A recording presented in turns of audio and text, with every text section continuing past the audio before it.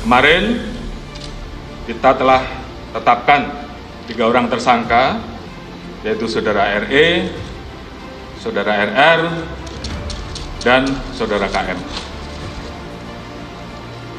Tadi pagi dilaksanakan gelar perkara dan tim sus telah memutuskan untuk menetapkan saudara FS sebagai tersangka. Bisa ulangi, tim sus telah menetapkan saudara FS sebagai tersangka. Banyak orang sesat di jalan berbelok, tapi ini enggak, sesat di jalan yang lurus. Nampaknya dia lurus, tapi sebenarnya sedang sesat. Na'udzubillah. Banyak hartanya, mewah hidupnya, tapi ternyata sedang dimainkan Allah Ta'ala dengan istidraj. Kita banyak salah sangka. Ustadz, saya dulu sebelum pengajian hidup saya enak Pak Ustadz, tapi setelah dengar pengajian Ustadz, begitu pulang helm basah, begitu pulang motor hilang, begitu pulang anak sakit. Sesungguhnya Allah sudah sayang kepada engkau, dihapusnya dosa-dosa. Amin. Yang paling mengerikan adalah sholat tak pernah, puasa tak pernah, sedekah tak pernah, tapi hidupnya lancar-lancar saja. Itu namanya istidraj. Tetangga saya Pak Ustadz tak pakai jilbab, sholat tak pernah, puasa tak pernah, hidupnya lancar, rumahnya besar, mobilnya besar, bininya besar. Itu namanya istidraj. Sanastajrijuhum min haitsu la ya'lamun. Kami mainkan mereka dengan istidraj. Kami mainkan mereka karena mereka mempermainkan Allah. Mereka sangka Allah lalai, mereka sangka Allah lupa. Tidak, Allah sedang memainkan engkau dengan istidraj. Jadi caranya biar sadar, introspeksi diri. Mengapa aku begini? Kalau terasa salah, istighfar, mohon ampun kepada Allah Subhanahu wa ta'ala. Semoga Allah mempertemukan kita semua di surga nanti bersama para nabi dan orang soleh. Amin. Sampai saya ke surga, saya tengok surga kosong, embus kurang saya isi. Bertanya malaikat, mana jamaah Baitur Rahmah? Mereka VVIP. Rupanya ambo kelas ekonomi. Apa ndak VVIP? Solat tarawihnya 1 juz, solat berjamaahnya ndak tinggal. Di dalam masjidnya khusyuk, saking kan khusyuknya sampai terlalu. Masjid lain orang kepanasan, ya tenang, sejuk. Khotib berapi-api, dia berair-air. Mimbarnya tinggi, Masjid Baitur Rahmah Padang, naik ke atas. Hanya saja saya sarankan kalau sholat di Masjid Baitur Rahmah, tolong tatapan matanya supaya ke tempat sujud.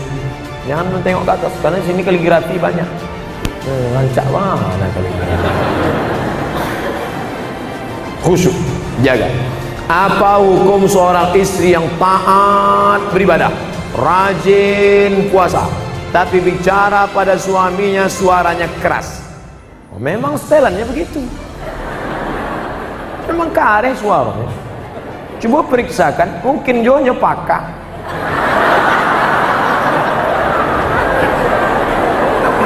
Mungkin ini orang gunung, suara keras. Beda sama orang Sunda. Kalau orang Sunda, Mas, hujan. Orang Sunda kalau ngasih tahu suaminya hujan, lah basah kain lah. Tapi sampai lain enggak, hujan.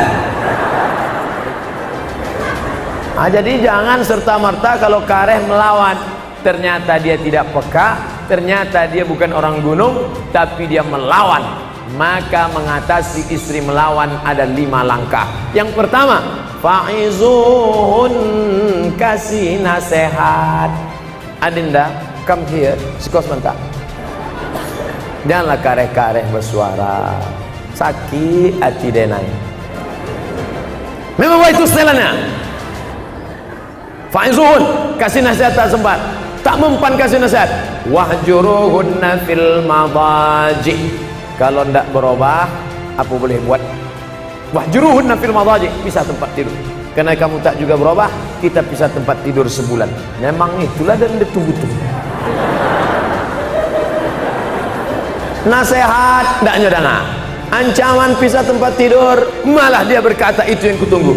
Nan ketiga, wadribuhun, ada jenis perempuan dipukul baru dia berubah. Wadribuhun, karena tak juga berubah, begitu mau ditempeleng, difotonya, diuploadnya ke Instagram. Teganya. Tak bisa, pukul sekarang tak bisa. KDRT, kekerasan dalam rumah tangga, tak juga bisa.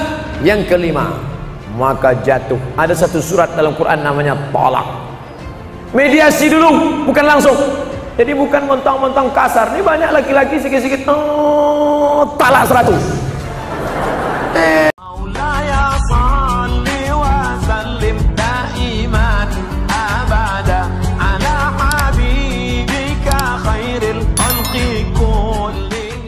Irjen Verdi Sambo jadi tersangka kematian Brigadir J. Mantan Kadif Propam Polri, Irjen Verdi Sambo ditetapkan sebagai tersangka kasus kematian Nofriansyah Yosua Huta Barat atau Brigadir J. Selama ini, Irjen Verdi Sambo juga ditempatkan di Makobrimob Kelapa II Depok demi kelancaran pemeriksaan. Tim Sus telah menetapkan Saudara FS sebagai tersangka, kata Kapolri Jenderal Listio Sigit Prabowo dalam konferensi pers Selasa, 29/8. Konferensi pers tersebut dihadiri Kapolri Jenderal Listio Sigit Prabowo, Wakapolri Komjen Gatot Edi Pramono, Irwasum Polri Komjen Agung Budi Marioto, Kabareskrim Komjen Agus Ardianto, dan Korbrimob Komjen Anang Revandoko.